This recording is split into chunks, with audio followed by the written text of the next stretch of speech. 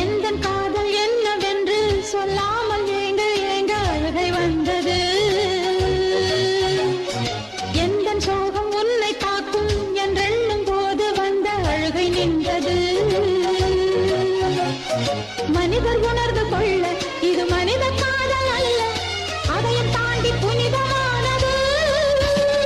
அபிராமியே தாலாட்டும் சாமியே நான் தானே தெரியுமா? சிவகாமியே சிவனில் நீயும் பாதியே அதுவும் உனக்கு புரியுமா?